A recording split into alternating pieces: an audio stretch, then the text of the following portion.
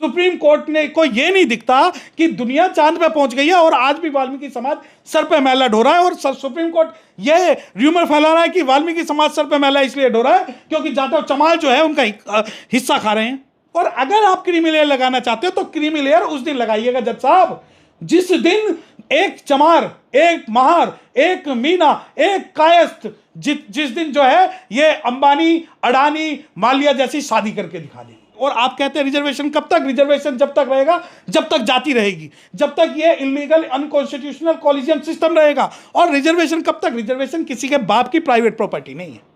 मुझे कोई गीता का राज या रामचरितमानस का राज नहीं चाहिए। मुझे राज चाहिए तो कॉन्स्टिट्यूशन का राज चाहिए, मुझे राज चाहिए तो पार्लियामेंट्री गवर्नमेंट का राज चाहिए। अरे इन 7 जजों के खिलाफ इंपीचमेंट लाना चाहिए क्योंकि न केवल इन्होंने कॉन्स्टिट्यूशन की भावना के विरोध में काम किया बल्कि समाज को डिवाइड करने के लिए इन्होंने ये कह दिया कि सिर्फ शेड्यूल कास्ट ही आपका हक खा रहे हैं। अरे शेड्यूल कास्ट अगर हक खा रहे हैं तो सुप्रीम कोर्ट पूरे भारत में एक चमार, एक महार और एक चमार और एक मीना दिखा दे जिसके पास। नमस्कार, आप देख रहे हैं द जनता लाइव। मैं हूं आपके साथ सृष्टि। आज के खास बातचीत में हमारे साथ जुड़ रहे हैं एडवोकेट सत्यप्रकाश गौतम। सर, आपका बहुत बहुत स्वागत है। आप सुप्रीम कोर्ट में लॉयर हैं। अभी मुझे आपसे एक जानकारी ये चाहिए थी क्योंकि देश में एक ऐसा शब्द जिसको हम सभी जानते हैं आरक्षण के नाम से, उसने बड़ी अपने लेवल पे तहलका मचा रखा है। कई मायने में लोग इसके अलग अलग डिफिनेशंस बताने शुरू कर दिए हैं। कहा जाता है कि कुछ वर्ग जो है उसे इस तरीके से लेती है कि गरीबी को दूर करने का ये एक मापदंड है। लेकिन क्या आरक्षण सिर्फ गरीबी दूर करने के लिए लागू किया गया था अपने देश में, या फिर आरक्षण क्या है ये आप हमारी जनता को बताएंगे?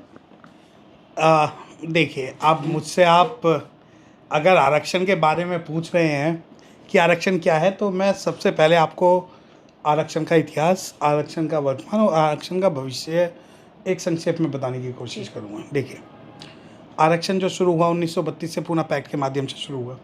पूना पैक्ट का जब हम बात करते हैं तो पूना पैक्ट का जो क्लोज 6 है, जब हमें पूना पैक्ट के अंदर में ड्यूल वोटिंग राइट की जब हमने त्याग दिया तो उसके बाद में पूना पैक्ट का एक पारा 6 है जो मैं आपको आपके चैनल के माध्यम से मैं बताना चाहता हूँ। वो कहता है कि the system of the representation of depressed class by the reserve seats in the provincial central legislature and provided for in column number 1 and 4 shall continue.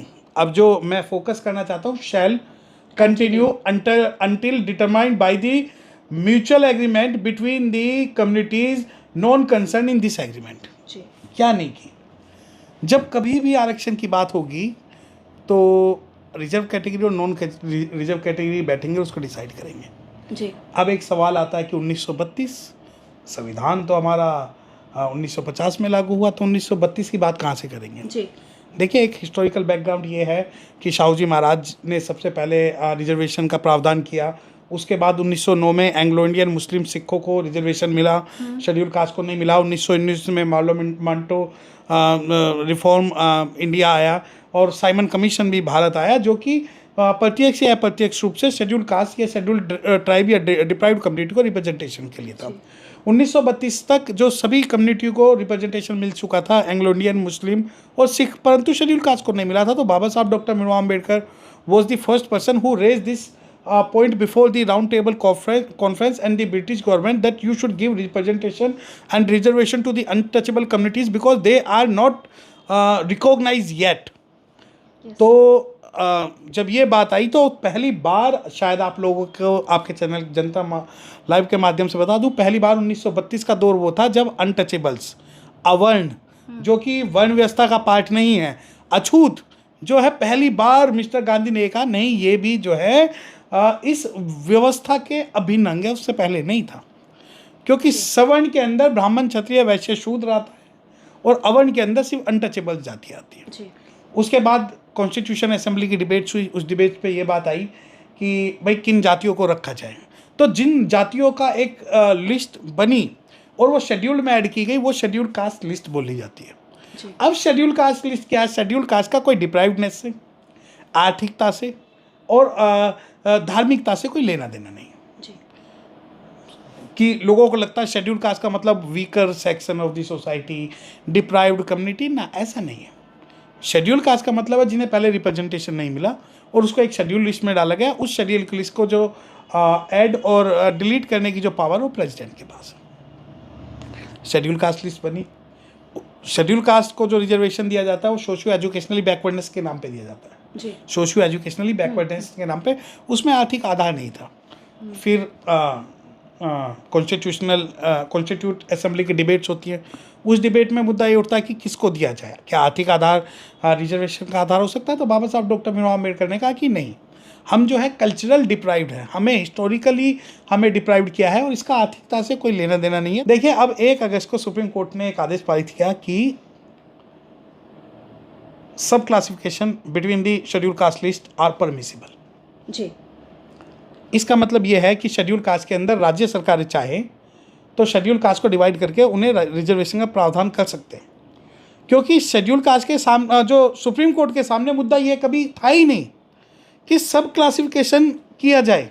एक सवाल जहन में और आ रहा है सर कि सुप्रीम कोर्ट ने जो ये आदेश जारी किया है, क्या उसके पहले किसी डाटा वगैरह पे वर्क हुआ है या फिर ऐसी चीज़ें जारी कर दी गई है? इसका जो आप सवाल, you should keep this question in your somewhere in your mind, because first we should clarify that thing, that what is the role of the Supreme Court to decide creamy layer, sub classification and the powers to the government. Okay, 3 major things.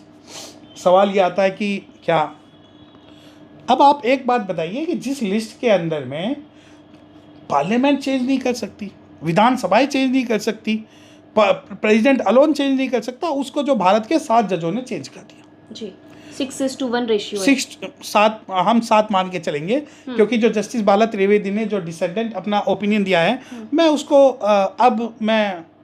क्योंकि उस opinion की कोई अब legal validity और मान्यता नहीं है, तो मैं उसको डिस्कस नहीं करूंगा। अदरवाइज मैं जस्टिस बाला त्रिवेदी के वर्जन के साथ हूँ।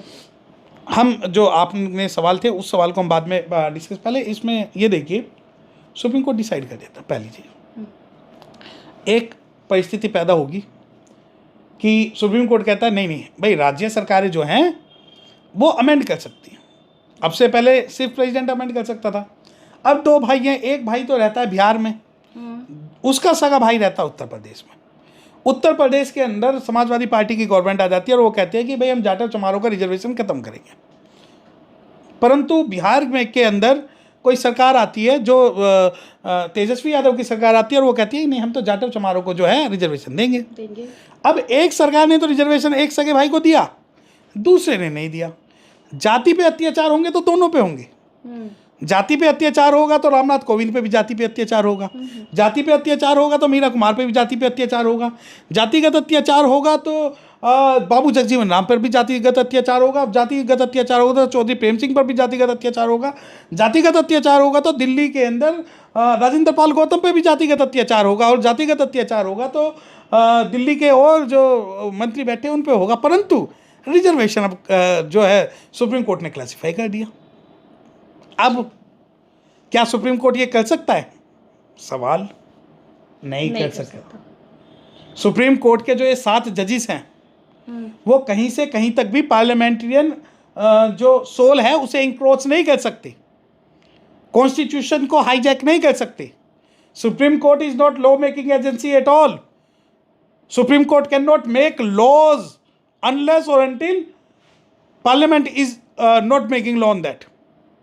तीसरी बात कि क्या सुप्रीम कोर्ट के 7 जज वहां पर कॉन्स्टिट्यूशनल मैंडेट के लिए बैठे हो या पर्सनल मैंडेट के लिए बैठे हैं? आप कहते हैं कि 7 में से एक जज कहते हैं कि हम जो है गीता के आधार पर और रामचरितमानस के आधार पर जो है न्याय देना चाहते हैं, हम राज बनाना चाहते हैं। मैं नहीं हूँ इस समर्थन में। मुझे कोई गीता का राज या रामचरितमानस का राज नहीं चाहिए। मुझे राज चाहिए तो कॉन्स्टिट्यूशन का राज चाहिए, मुझे राज चाहिए तो पार्लियामेंट्री गवर्नमेंट का राज चाहिए। और सबसे पहली बात कि जो जज ये कहता है कि हमें गीता रामचरितमानस का राज चाहिए, जो जज ये कहता है कि जो मोरनी है वो आंसुओं के मोर के आंसुओं से गर्भवती होती है, और जो जज तुरंत हाई कोर्ट से रिटायर होने के बाद में बीजेपी ज्वाइन कर लेता है, और supreme court chief justice retire होने के बाद में जो राज्यसभा में चला जाता है, इन सभी जजों के खिलाफ इम्पीचमेंट, न केवल इम्पीचमेंट हो बल्कि इन लोगों के खिलाफ सूट फॉर रिकवरी डाल के इनकी सारी सैलरी छीननी चाहिए, because they are incompetent, they are working against the spirit of the Constitution of India. They are working against the parliamentarian system. They 7 judges are not beyond 800 MPs who are sitting in the parliament. There are check and balances. How can we say that Justice Chandrachud is right on this aspect? No. भाई justice Chandrachud साहब और ये 7 जज तो खुद ही एक ऐसी व्यवस्था से आए हैं जिसे कॉलेजियम बोलते हैं, जो कि संविधान में नहीं थी। और आप जब जस्टिस BR गवैया पूछते हैं कि रिजर्वेशन कब तक, अगर एक पीढ़ी ने रिजर्वेशन ले लिया तो दूसरी पीढ़ी का रिजर्वेशन कब तक, और जिस परिवार ने एक बार रिजर्वेशन ले लिया दोबारा नहीं लेना चाहिए। तो जस्टिस गवई से बात पूछिए कि जब आपके परिवार के लोग गवर्नर बन चुके हैं तो आप क्यों सुप्रीम कोर्ट बने हुए बैठे हैं? क्या जस्टिस गवई ने और जस्टिस चंद्रचूड़ ने इस बात को पूछा कि जिसके बाप दादा पहले जज बन चुके हैं वो दोबारा जज नहीं बन सकते? क्या कॉलेजियम सिस्टम के अंदर इन 300 परिवारों का कब्जा रहेगा? क्या जस्टिस चंद्रचूड़ और ये 6 जज हैं, क्या आप कहते हैं कि जिसने एक बार रिजर्वेशन का फायदा ले लिया वो दोबारा रिजर्वेशन का फायदा नहीं ले सकता? बिल्कुल सही, मैं बिल्कुल एडमिट करता हूं, परंतु सवाल यह उठता है, क्या जिसके 5 पीढ़ियां जनरल कैटेगरी की IAS IPS बन चुकी है, क्या आप उनके लिए ये डायरेक्शन लागू करेंगे कि जिसके परिवार में से एक बार IAS IPS बन गया उसके परिवार से दूसरा नहीं बनेगा? क्या सुप्रीम कोर्ट ये बात पूछेगा कि मैं रिहाना को और सलमान खान को स्टेज पर नचाऊंगा तो दोबारा जो है अंबानी या अडानी नहीं नचाएगा? नचाएंगे तो ये SC ST OBC और माइनॉरिटीज के लोग। क्या आप इसको रिजर्वेशन की कैटेगरी में नहीं रखते? आज ओलंपिक में रिजर्वेशन नहीं है तो आप नाक कटा के आओगे ओलंपिक में। आज फिल्मों में रिजर्वेशन नहीं है तो आप ऑस्कर नहीं जीत सकते, आपके बस की बात नहीं है। आप नासा के अंदर जाके अपना जो है कोई झंडा नहीं गाड़ सकते, और आप कहते हैं रिजर्वेशन कब तक? रिजर्वेशन जब तक रहेगा जब तक जाति रहेगी, जब तक ये इलीगल अनकॉन्स्टिट्यूशनल कॉलेजियम सिस्टम रहेगा। और रिजर्वेशन कब तक? रिजर्वेशन किसी के बाप की प्राइवेट प्रॉपर्टी नहीं है। पूना पैक्ट का क्लोज 6 कि that would be decide by the both the parties. तो ये जो है हमारा अधिकार है, किसी की भीख नहीं है। हम आपसे आपका personal opinion, we are not asking your personal opinion what you think about the others schedule caste people. आप SC ST एक्ट को तो डाइल्यूट कर देते हैं। इन 7 जजों ने कभी SC ST एक्ट के अंदर में अगर कोई, आप ये कहते हैं कि रिजर्वेशन का जो फायदा वो चमार, जाटव, महार और मीना और कुछ मजबूत जातियां खा रही हैं। आप कहते हैं जस्टिस टू द रूट। अरे जस्टिस टू द रूट है तो मैं समर्थन करूंगा कि सबसे पहले वाल्मीकि का जो है, वाल्मीकि समाज का जो चीफ जस्टिस ऑफ इंडिया बनना चाहिए, डोम समाज का चीफ जस्टिस ऑफ इंडिया बनना चाहिए, भंगी समाज का चीफ जस्टिस ऑफ इंडिया बनना चाहिए, मुस्लिम समाज का चीफ जस्टिस ऑफ इंडिया बनना चाहिए, उन लोगों का चीफ जस्टिस ऑफ इंडिया बनना चाहिए जिन लोगों ने आज तक विधानसभा की शक्ल नहीं देखी। मत दो जाटव को, मत दो चमारों को, मत दो महारों को, मत दो मीनाओं को, क्या कर सकते हैं? आप कहते हैं कि रिजर्वेशन अगर एक पीढ़ी ने ले लिया तो कब तक? जब तक कि आपके जितनी पीढ़ियां, आप 5-5, 7-7 पीढ़ी से जो सुप्रीम कोर्ट में बैठ के मलाई खा रहे हो, कोई आपकी मेरिट नहीं है, ये सेटिंग है। ये इस मेरिट और इस सेटिंग के आधार पर आप हमें ये दिखा रहे हो कि हम अपने भाइयों का हक मार रहे हैं, हम उनकी हक परस्ती नहीं कर रहे। हाँ, इनको लगता है कि हम अगर रिजर्वेशन का, मान लो जाटव, चमार, महार, मीना और बहुत सारे लोग जो है अपने ही, आप करिए सब क्लासिफिकेशन। सबसे पहले सब क्लासिफिकेशन होगा जनरल कैटेगरी में जी। जनरल कैटेगरी में होगा कि 10% ब्राह्मण के लिए, 10% क्षत्रिय के लिए, 10% वैश्य के लिए, 10% शूद्रों के लिए, उसके बाद मुस्लिमों के लिए, उसके बाद जैन के लिए, उसके बाद सिखों के लिए, और इन सब में 50% महिलाओं के लिए, और महिलाओं के अंदर भी SC ST OBC minorities general इनकी महिलाओं के लिए होगा। उसके बाद जिस सुदामा कोटा, जब EWS की बात करते हैं तो EWS में आप करोगे कि 0 से 2 लाख कमाने वाले का 50%, 2 लाख से 4 लाख कमाने वाले का 25%, और 4 लाख से 7 लाख रुपए कमाने वाले का 100%। आप करिए ना, आप शुरुआत जनरल कैटेगरी से करिए। अरे आज तक रिजर्वेशन का एक प्रावधान पूरा नहीं हुआ। सुप्रीम कोर्ट ने जॉब वाइज रोस्टर को पॉइंट वाइज रोस्टर बना दिया। सुप्रीम कोर्ट ने को यह नहीं दिखता कि दुनिया चांद पे पहुंच गई है और आज भी वाल्मीकि समाज सर पे मैला ढो रहा है, और सुप्रीम कोर्ट यह र्यूमर फैला रहा है कि वाल्मीकि समाज सर पे मैला इसलिए ढो रहा है क्योंकि जाटव चमार जो है उनका हिस्सा खा रहे हैं। क्या SC ST एक्ट जब डाइल्यूट किया था काशीनाथ महाजन की जजमेंट में, सुप्रीम कोर्ट की मैं बात कर रहा हूं, तो क्या काशीनाथ महाजन की जजमेंट में यह कहा गया था कि शेड्यूल कास्ट लोग झूठे मुकदमे दर्ज कराते हैं? जबकि आज भी चाहे बथानी टोला हो, फूलपुर बातें हो, खेलडांची हो, मिर्जापुर हो, झज्जर हो, हिसार हो, समाज पे आप चाहे SC ST के जो जब अत्याचार कर रहे हैं तो आपको वो चीज़ अभी तक नहीं दिखती। सुप्रीम कोर्ट से ये कह रहे कि क्या ये सही है गलत, अरे इन 7 जजों के खिलाफ इम्पीचमेंट लाना चाहिए, क्योंकि न केवल इन्होंने कॉन्स्टिट्यूशन की भावना के विरोध में काम किया बल्कि समाज को डिवाइड करने के लिए इन्होंने ये कह दिया कि सिर्फ शेड्यूल कास्ट ही आपका हक खा रहे हैं। अरे शेड्यूल कास्ट अगर हक खा रहे हैं तो सुप्रीम कोर्ट पूरे भारत में एक चमार, एक महार और एक चमार और एक मीना दिखा दे जिसके पास रोल्स रॉयस की गाड़ी हो। मैं आपके सैकड़ों हजारों ऐसे आदमी दिखा सकता हूं जिनके पास रोल्स रॉयस भी है, बुगाटी भी है, फरारी भी है, परंतु क्या शेड्यूल कास्ट के पास है? और अगर आप क्रीमी लेयर लगाना चाहते हो तो क्रीमी लेयर उस दिन लगाइएगा जज साहब जिस दिन एक चमार, एक महार, एक मीना, एक कायस्थ जिस दिन जो है ये अंबानी, अडानी, मालिया जैसी शादी करके दिखा दे। क्या जर्नल का क्रीमी लेयर अलग, शेड्यूल कास्ट का क्रीमी लेयर अलग, OBC का क्रीमी लेयर अलग? अरे कब तक फूड, ये कहते थे फूड डालो शासन करो, जो पॉलिसी है वो अंग्रेजों की है, अंग्रेजों की नहीं है, आप जैसे पेशवाई मानसिकता वाले जो की है, लोगों की है। वर्ष 2004 में भी सर इससे संबंधित एक आदेश आया था सुप्रीम कोर्ट का, ऐसा नहीं लगता है कि वो आदेश से ही खुद पलटा हुआ नजर आ रहा है? वो EV चिनैया का जजमेंट था जो 2004 में आया था, जिसके अनुसार तब 5 लोग थे। ये उसी जजमेंट का रिव्यू इन्होंने किया है। इन्होंने कहा कि वो जजमेंट गलत थी, जबकि वो जजमेंट कहती है कि माइक्रो क्लासिफिकेशन, सब classification between the reserve category does not permitted by the constitution of India at all. So they रिबट, they have pass A order of 570 pages by saying that no, it could be done. No, it cannot be done, because we are not asking your personal opinion at all. You should pass order as per the constitution.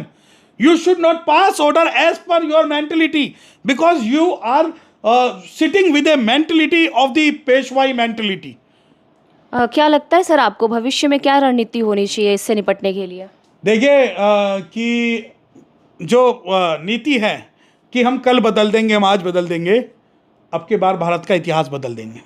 अगर supreme court के 7 लोगों को लगता है कि वो 800 parliamentarian से ज़्यादा बैठ कर ये डिसीजन दे देंगे, तो नहीं, हमारी पॉलिसी सिंपल है, संवैधानिक रूप से हम लड़ाई लड़ेंगे, परंतु अगर कोई जज, कोई नेता इस भारत को शीत युद्ध और आपातकाल की स्थिति में धकेलने की कोशिश करता तो उसके खिलाफ भी हम बिगुल बजाएंगे, उसका विरोध भी हम लोकतांत्रिक और संवैधानिक तरीके से करेंगे। जैसा कि बहन कुमारी मायावती जी ने कहा है कि अप्रत्यक्ष रूप से आपातकाल लग चुका है, अपने बच्चों को बचा के रखना है। मायावती का एक और बयान आया था कि ये आरक्षण पे जो भी चीज़ें आई हैं सुप्रीम कोर्ट की, वो कहीं ना कहीं आरक्षण को खत्म करने की नीति से आई है। इस पर क्या कहना है? नहीं, वही मैं बता रहा हूँ कि बहन कुमारी मायावती जी ने जब बोला है कि ये जो है आपातकाल का समय, अपने बच्चों को बचा के रखिए, सुप्रीम कोर्ट को ये निर्णय वापस लेना होगा। और हम आपसे कह रहे हैं, एक बार जंगल की आग लगी थी, जंगल में आग लगी थी, सभी लोग भाग रहे थे, हाथी, शेर, चीते और घोड़े सब भाग रहे थे। तो एक चिड़िया चोंच में पानी लेती है, जंगल में डाल देती है, पानी लेती है, जंगल में डाल देती है। हाथी भागता हुआ कहता है, अरे पागल हो गई तू, ये जंगल की आग तुझसे बुझ रही है क्या? तो चिड़िया ये बोलती है कि जंगल की आग बुझाना मेरा मकसद नहीं, जब कभी इतिहास लिखा जाएगा तो जंगल की आग बुझाने वाले में सबसे पहले नाम हमारा आएगा। तो जब हम आज इस लड़ाई के खिलाफ लड़ रहे हैं कि जलते घर को देखने वाले फूस का चप्पर आपका है, कि जलते घर को देखने वाले फूस का चप्पर आपका है, इसके पीछे तेज हवा थी, आगे मुकद्दर आपका है, और तेरे कत्ल पे मैं भी चुप था, मेरा नंबर अब आया, और मेरे कत्ल पे तू भी चुप है, अगला नंबर आपका है। जिन जातियों को ये लगता है कि हम उनका रिजर्वेशन खा रहे हैं, तो यकीन मानिए आज तक हमारा 15% जो है फुलफिल नहीं हो पाया है, तो उनका क्या होगा। दूसरी बात, जो बहन कुमारी मायावती जब बोलती हैं, तो बहन कुमारी मायावती के पीछे आज देखिए कि बहुत सारी आवाज़ें उठने लगी हैं, और रिजर्वेशन के साथ छेड़खानी, संविधान के साथ छेड़खानी है। रिजर्वेशन का कॉन्सेप्ट पहले आया, संविधान बाद में आया। बिहार के एक नेता है चिराग पासवान, उन्होंने बोला है कि हमें क्रीमी लेयर की जरूरत नहीं है। इस पर आप क्या कहना चाहेंगे? बिहार के जो तेजस्वी चिराग पासवान और तेजस्वी यादव दोनों ने जो है सब क्लासिफिकेशन और क्रीमी लेयर का विरोध किया जी, ठीक है, क्योंकि बहन कुमारी मायावती खुलकर इस बारे में आ गई है कि भाई हम जो है इस बात का विरोध करते हैं। और मैं व्यक्तिगत तौर पे कह रहा हूँ मैं बीइंग एन एडवोकेट मैं चैलेंज करता हूं कि हम इस मामले में इसकी रिव्यू पिटीशन भी फाइल करवाएंगे और करेंगे और इस मामले को लड़ाई लड़ेंगे और सुप्रीम कोर्ट को आज नहीं तो कल ये मामला बदलना पड़ेगा, वरना सुप्रीम कोर्ट जो फूट डालो शासन करो की नीति से चल रहा है वो नीति हम सक्सेसफुल नहीं होने देंगे। आज के खास बातचीत में सर जुड़ने के लिए बहुत बहुत शुक्रिया। कई सारे बातें निकल के आई, कई सारे मुद्दों पे हमने चर्चा की, खासकर आरक्षण से संबंधित हमने कई सारी जानकारियां एकत्रित की। ऐसे कई सारे देश में ज्वलंत मुद्दे चल रहे हैं जिस पे हम लोग लगातार बातचीत करेंगे। इसके लिए आप बने रहिए हमारे चैनल द जनता लाइव के साथ। धन्यवाद।